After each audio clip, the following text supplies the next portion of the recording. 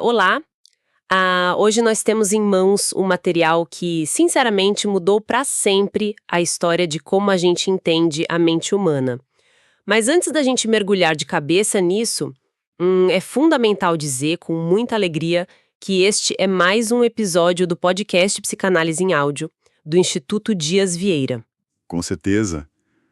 É um prazer imenso estar aqui hoje para essa discussão. E, sabe, para quem nos acompanha sempre, vale destacar de forma bem clara que todo o conteúdo dessa nossa conversa é rigorosamente baseado nas obras oficiais de Sigmund Freud e em pesquisas importantíssimas da área. Por isso, eu faço aqui um pedido direto e cheio de entusiasmo para quem está ouvindo a gente agora. Inscrevam-se no canal no YouTube do Instituto Dias Vieira, curtam, comentem e compartilhem este conteúdo. O apoio de quem escuta é o motor que faz este projeto crescer. Exatamente. É esse apoio que permite que a gente traga análises tão ricas. E a nossa missão hoje é justamente fazer uma análise aprofundada nas verdadeiras origens da psicanálise. A gente vai fazer um mergulho detalhado nas fontes primárias para desvendar a histeria e o nascimento daquele que chamamos de método psicanalítico. O nosso foco vai ser aquele período ali bem efervescente, entre 1887 e 1896. Que foi a década que culminou na publicação de um livro monumental, né? Os Estudos sobre a Histeria, de 1895. Isso, perfeito. E para estruturar tudo isso, conta um pouquinho do que a gente trouxe para a mesa hoje. Claro, ao invés de apenas olhar para resumos modernos, a gente foi direto aos textos históricos e aos relatos clínicos originais deixados pelo Freud e pelo Joseph Breuer. Demos uma atenção super especial ao icônico caso de Ana O. Também trouxemos os conceitos metapsicológicos que explicam a estrutura desse desejo tão peculiar e, para não ficarmos só no passado, nós fomos buscar os manuais diagnósticos modernos, tipo o DSM-4 e o DSM-5. A ideia é entender como a psiquiatria de hoje enxerga aquelas mesmas manifestações que chocaram a medicina no século XIX, né? É uma viagem no tempo. Uma viagem que desemboca direto na nossa realidade atual, sem dúvida. Certo, vamos desvendar isso. Para entender o tamanho do impacto que esses estudos tiveram, a gente precisa voltar bastante no tempo. Mais especificamente, olhar para a própria raiz da palavra histeria. Que tem uma origem bem curiosa. Muito. Ela vem do grego histera, que significa literalmente útero. E durante séculos a fio, a humanidade olhou para essa condição como um problema quase que exclusivamente biológico e, veja bem, exclusivamente feminino. Sim, os registros médicos mais antigos mostram que a histeria era frequentemente associada a perturbações uterinas.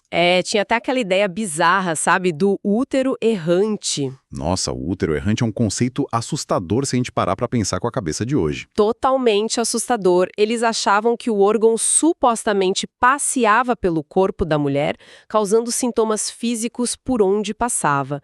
Era um problema tratado na época por parteiras que conheciam os chamados mistérios femininos. E se a gente for para épocas um pouco mais sombrias, tipo a Inquisição... Aí a coisa fica realmente perigosa. Fica. Porque muitas pessoas que apresentavam esses sintomas inexplicáveis de paralisia ou convulsão sem uma causa biológica aparente acabavam na fogueira. Elas eram acusadas de bruxaria, de possessão demoníaca. É um misto terrível de misoginia com uma ignorância médica muito profunda. Exatamente.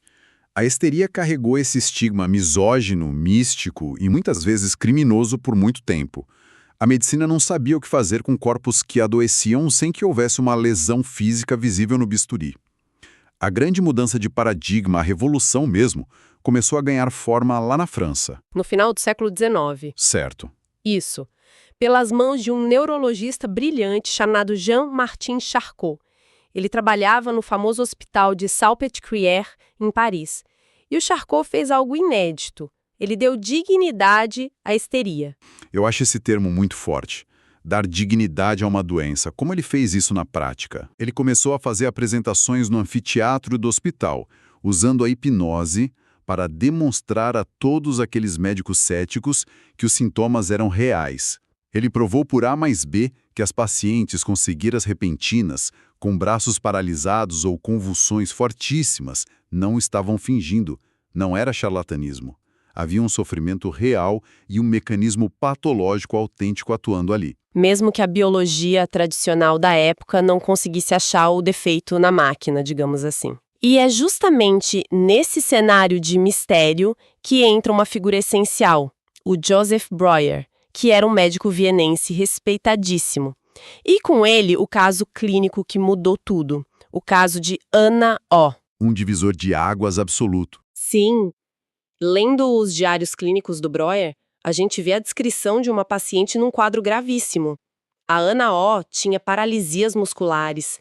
Ela, de repente, esquecia a própria língua materna, que era o alemão, e passava a falar só em inglês, além de desenvolver uma hidrofobia bizarra.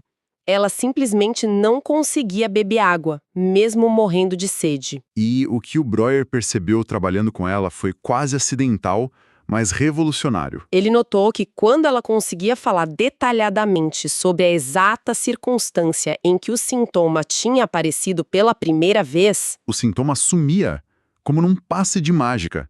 E o detalhe da hidrofobia dela ilustra isso perfeitamente bem. conta pra gente como foi essa cena específica da água. Lendo as anotações do caso, a gente vê que essa incapacidade de beber água desapareceu depois que, num estado de transe, ela relatou uma memória que a enojava profundamente. Ela tinha visto o cachorrinho de uma dama de companhia de quem ela não gostava nem um pouco, bebendo água num copo. Que nojo. Pois é, mas naquele momento do passado, por uma questão de educação social, ela engoliu o nojo. Ela não disse absolutamente nada e reprimiu a emoção. O sintoma físico, no caso a fobia de água, nasceu justamente dessa emoção não expressa. A emoção ficou engasgada na garganta, literalmente. Perfeito, literalmente. E quando ela finalmente conseguiu relatar isso para o Breuer, expressando toda aquela raiva e o nojo que estavam reprimidos, ela mesma pediu um copo de água, bebeu na frente dele e o sintoma nunca mais voltou. E ela mesma deu um nome brilhante pra isso depois, não foi? Sim, a própria Ana O batizou o processo de uma forma extremamente poética. Ela chamou de limpeza de chaminé ou cura pela fala. O que é impressionante é pensar no poder literal das palavras aí. O ato de verbalizar uma memória curou uma incapacidade física real. Como é que essa psicanálise que estava nascendo explicava essa mecânica? O que é fascinante aqui é a mecânica por trás de tudo isso, o princípio da constância. Para explicar de uma forma simples para quem está ouvindo, imagina a mente humana como uma panela de pressão. O nosso aparelho mental se esforça o tempo todo para manter a pressão da energia num nível baixo e suportável. Certo. Quando ocorre um evento traumático, como o nojo extremo da Ana ou um susto muito grande, gera-se uma carga emocional gigantesca. A pressão sobe. O fluxo natural seria liberar essa pressão, chorando, gritando, talvez quebrando algo. Mas e se a pessoa não pode reagir? Se a sociedade exige que ela fique calada e mantenha a compostura, por exemplo. Exato. Essa emoção fica estrangulada. A energia não desaparece no ar. A física não permite isso. Como a válvula da fala foi bloqueada, a energia procura outra saída no corpo e é convertida num sintoma físico. É a conversão histérica. Freud chegou a escrever em 1890 algo muito bonito sobre isso. O que ele disse? Ele disse que as palavras no nosso dia a dia são como uma magia esmaecida.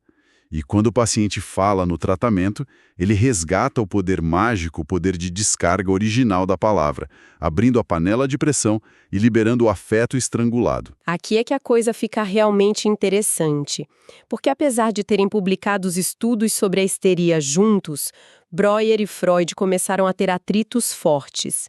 Houve uma ruptura teórica fundamental entre os dois sobre a verdadeira causa desse afeto estrangulado. Uma divergência que basicamente criou a psicanálise como a gente conhece. Sim, lendo as correspondências da época, fica claro que o Breuer preferia uma explicação mais mecânica e menos assustadora.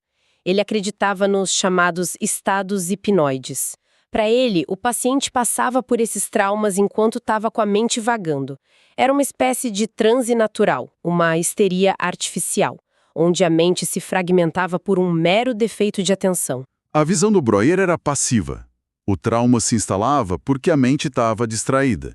Mas a grande sacada do Freud foi perceber que esse esquecimento não era um acidente passivo de jeito nenhum. Era uma ação. Era uma defesa ativa da mente. Uma defesa contra o quê, exatamente? Antes dele. Eles não simplesmente esqueciam os fatos dolorosos. Eles resistiam violentamente a lembrar. Havia uma força tremenda lutando contra a lembrança. E é nesse embate no consultório que Freud cunha o conceito de recalcamento, a repressão. Então a mente empurra as coisas de propósito? Sim, a mente empurra para fora da consciência os conteúdos que são inaceitáveis, dolorosos ou que ferem a moral da pessoa. E como Freud notaria mais tarde, grande parte disso tinha raízes na sexualidade infantil. Esse material recalcado não é apagado, ele fica no inconsciente atuando como um corpo estranho, como um espinho encravado na carne. Um espinho que a gente não vê, mas que inflama tudo em volta. Perfeito, e se manifesta como um braço paralisado ou uma tosse crônica. Mas espera aí, isso parece um paradoxo gigantesco. Se é justamente essa lembrança escondida, esse espinho, que causa um sintoma terrível, paralisando a vida da pessoa, por que a mente lutaria tanto para não lembrar e não se curar logo? Qual é a lógica de manter a doença? Essa pergunta vai no cerne do sofrimento humano. A mente prefere sintoma físico à dor psíquica insuportável. Lembrar daquele trauma ou daquele desejo inaceitável causaria uma angústia tão avassaladora, destruiria tanto a autoimagem da pessoa, que a mente faz um cálculo prático de sobrevivência. É melhor eu ter um braço paralisado do que admitir para mim mesmo que eu sinto isso. O sintoma é um acordo, um compromisso entre a vontade de expressar o trauma e a força que tenta esconder ele. E essa resistência enorme forçou o Freud a mudar totalmente a forma de trabalhar, né? Porque a hipnose começou a falhar na mão dele. Hipnose contornava a defesa temporariamente. A pessoa lembrava, chorava, melhorava, mas depois de uns dias outro sintoma aparecia no lugar. A resistência estava intacta ali por baixo. Foi aí que ele jogou a toalha para a hipnose e criou a regra de ouro da psicanálise, a associação livre.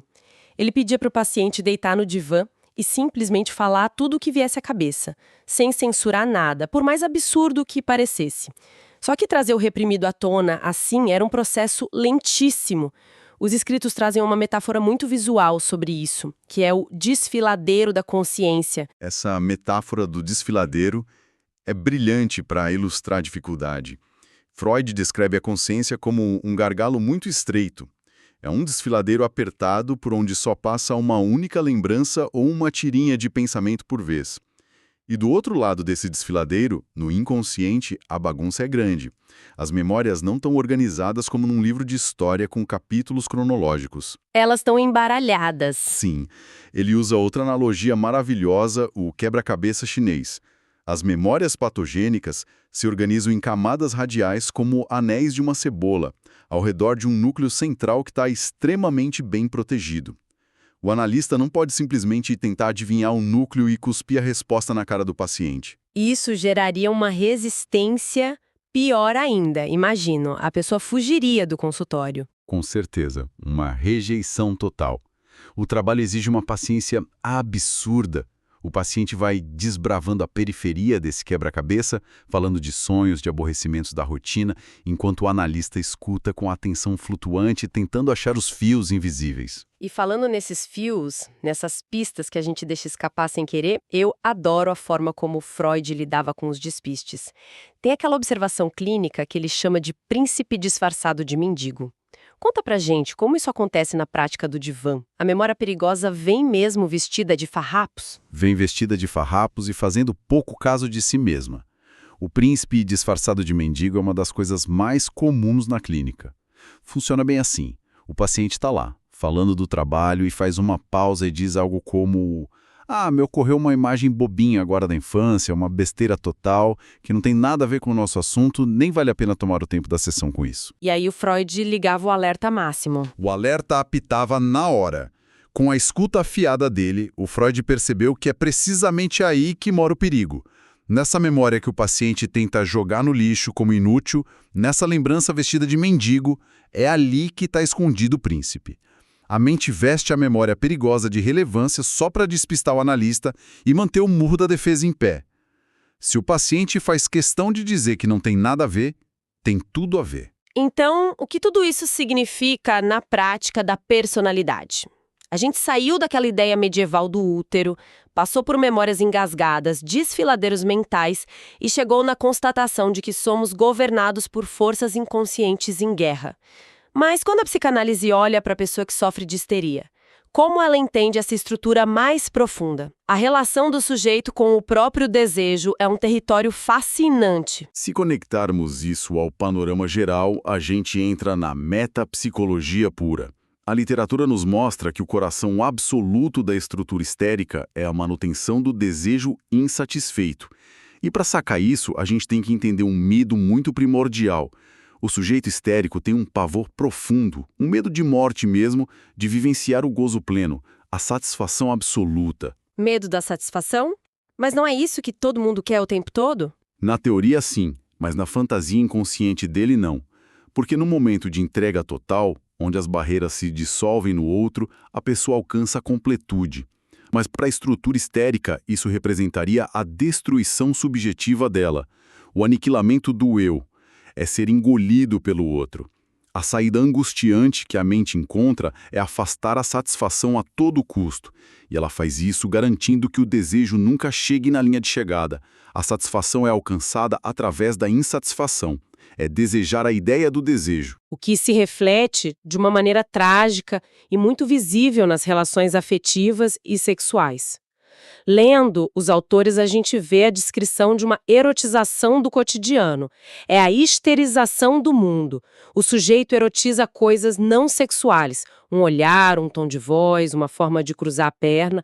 Há uma busca incessante para se colocar como objeto de sedução e capturar os olhares. Mas, e aqui entra o grande paradoxo que confunde quem está de fora, quando a sedução funciona e a coisa vai para a intimidade real, para o ato carnal, a resposta muitas vezes é a fuga, o recuo ou até o nojo. Por que fugir bem na hora H? Para destrinchar esse recuo, a gente tem que recorrer à dinâmica do complexo de Édipo. É a diferença vital entre ser o falo e ter o falo. Sem jargão complicado, pensa no falo como um símbolo de poder e perfeição imaginária. É aquela peça mágica que completa qualquer um, que não tem falhas. O sujeito histérico desenvolve uma necessidade brutal de ser o falo para o outro. Ele quer ser enxergado como esse bilhete premiado. Ele quer que o outro olhe e pense, você é a perfeição que faltava na minha vida. Exato. Ele quer manter o outro hipnotizado por esse brilho, sempre querendo muito, mas sempre mantendo a pessoa à distância. O grande problema é quando a relação exige a consumação física ou a intimidade real. Se o sujeito vai para a cama ou se entrega emocionalmente, a ilusão despenca. Na intimidade, a gente mostra nossos corpos imperfeitos, nossas falhas, a celulite, a insegurança. A máscara da perfeição cai por terra. Cai e quebra em 1000 pedaços. O sujeito se recusa a descer desse pedestal para virar um mero objeto de satisfação carnal do outro, porque isso é deparar-se com a própria castração. A constatação aterrorizante de que ele não é perfeito e não completa o outro de verdade. Por isso a insatisfação é o escudo perfeito. Se o jogo de sedução não acaba, a perfeição nunca é testada na realidade nua e crua. É uma armadura de sedução brilhante, mas que no fundo não é um convite real, é uma muralha para manter o outro fora. Agora, dando um salto temporal para a nossa realidade, é curioso notar que se alguém for num psiquiatra hoje à tarde, ninguém sai de lá com uma receita carimbada com um diagnóstico de histeria. A palavra que fundou tudo isso sumiu dos manuais oficiais. Sumiu do papel, mas com certeza não sumiu da realidade dos consultórios e dos hospitais. O que rolou foi que o termo histeria ficou tão pesado, tão carregado de machismo ao longo dos séculos, que os comitês modernos de psiquiatria decidiram fragmentar o diagnóstico. Nos manuais atuais, como o DSM-4 e o DSM-5, os quadros antigos do Hospital de Salpêtrière foram fatiados. Foram divididos em categorias menores. Isso. Por um lado, nós temos os transtornos dissociativos. Isso inclui a amnésia dissociativa, onde a pessoa apaga a própria identidade após um trauma, ou o transtorno dissociativo de identidade, que em filmes a gente vê como múltiplas personalidades. E por outro lado, para a parte física, o DSM criou a categoria dos transtornos conversivos. E como é um transtorno conversível hoje em dia? o que substituiu aquele braço paralisado e a hidrofobia da Ana O. A manifestação clínica moderna mais forte que vemos são as crises convulsivas psicogênicas não epilépticas. É um nome comprido, mas na prática é o paciente chegando na emergência se debatendo inteiro, num ataque que parece muito com epilepsia severa. Mas aí a equipe da neurologia faz todos os mapeamentos elétricos do cérebro e não acha nada. Nenhuma falha neurológica. A convulsão é real, a pessoa está sofrendo absurdos, mas a origem é puramente emocional. Mais uma vez, a mente usando o corpo como palco para falar de uma dor que não acha palavras. A dor psíquica estrangulada agindo. A classificação muda, o rótulo psiquiátrico moderniza, mas a essência do grito de socorro do inconsciente que Breuer e Freud descreveram continua exatamente a mesma. Isso é profundamente impactante de se pensar.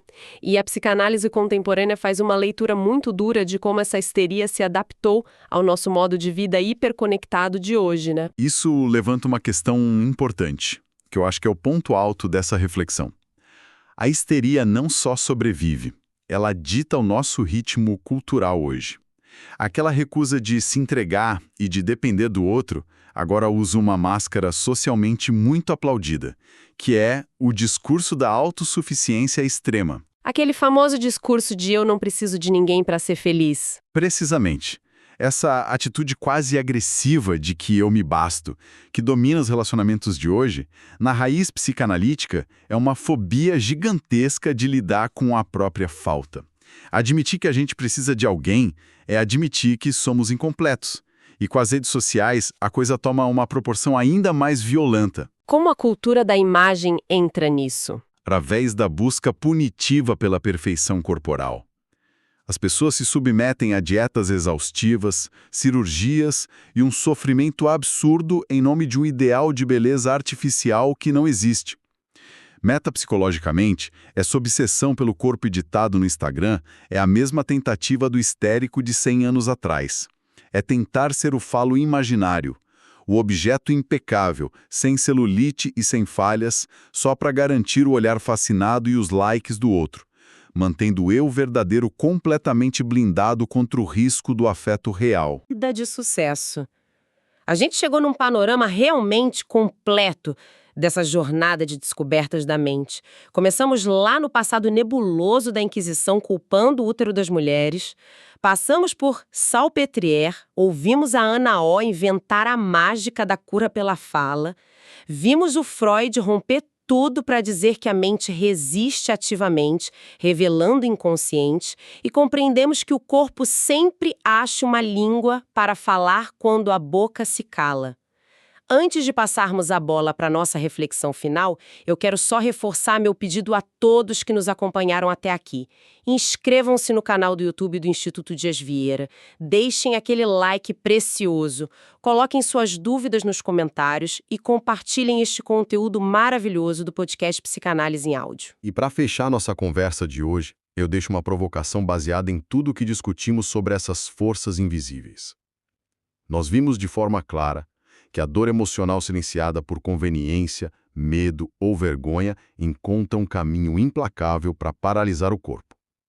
Olhando para a rotina de quem nos escuta, quais seriam as verdades não ditas, ou as emoções que perderam a sua magia esmaecida e que estão sendo sistematicamente engolidas todos os dias? E mais urgente ainda, de que maneira os corpos podem estar tentando gritar exatamente essas palavras agora mesmo, seja numa gastrite inexplicável, num cansaço crônico ou num isolamento afetivo disfarçado de sucesso independente. É algo para se escutar com muita coragem.